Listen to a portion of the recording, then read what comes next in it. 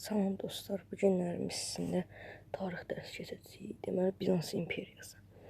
Bizans imperiyası indi Roma imperiyası 395-ci ildə imperator 1-ci Feodosin qərarı ilə müstəqil Qərbi Roma Bizans dövləti parçalandı. Bizanslar bundan sonra Bizanslar öz dövlətlərini Roma imperiyası, yəni Roma, Qərb Avropa isə bunlara Yunan imperiyası adlandırıldı.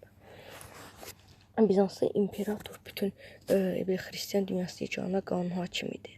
Əvvələ imperator hakimiyyət irsi olmasa da, sonralar imperatorla hakimiyyətlərini möhkəmləndirmək üçün onu öz qanuni varislərinə ötürdülər. Bundan sonra 12-ci, 13-cü əsrlərdə Bizansda imperator mütləq hakimiyyətə malik idi. Bundan sonra Qərbi Roma imperiyası fərqli olaraq Bizans dövləti 3 qitədə yerləşirdi. Xalqların böyük köçündə dövründə ərazini müdafiə etmişdi. Qul əməyi qalmaqda idi. Qərbi Avropa üçün fərqli olaraq Bizansda qüdrətli imperator hakimiyyəti qalmışdı. Bizans imperiyasının paytaxtı keçmişdi. Vizantiya, yəni Bizans adlanırdı, yəqin bilərsiniz. Sonrası Konstantinopol, Avropa və Asiyanı birləşdirən Qızıl Körpü adlanırdı.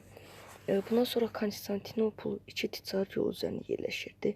Avropadan Asiyaya gedən karvan yolu, Aralıq dənizi və bir də Aralıq dənizindən Qara dənizə gedən su yolu.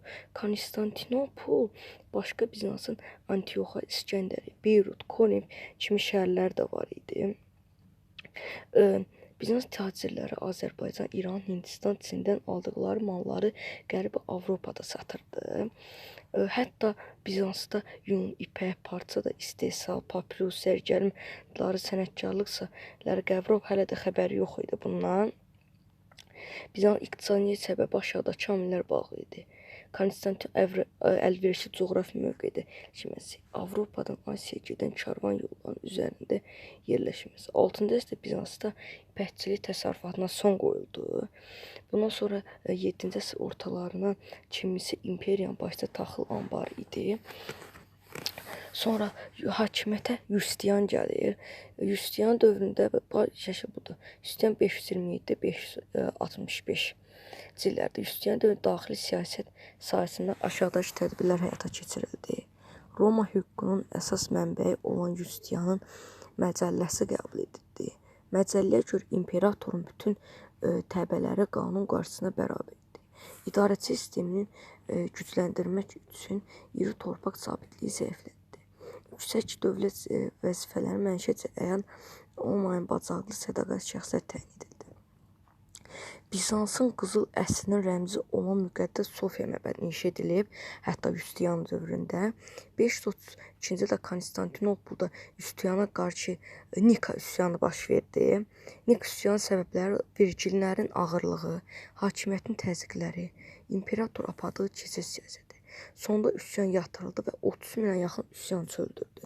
Üstadın xarici siyasəti, işğalçılıq siyasəti yerdərək Roma imperiyasını bərpa etməyə çalışdı.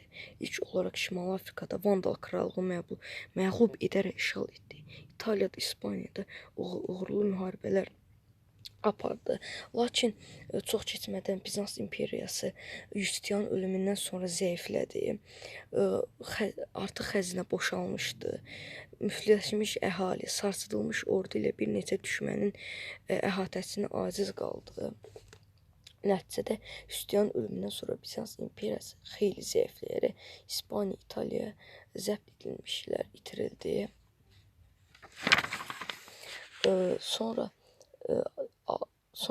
Bundan sonra xaç yürüşləri də oldu Bizansda.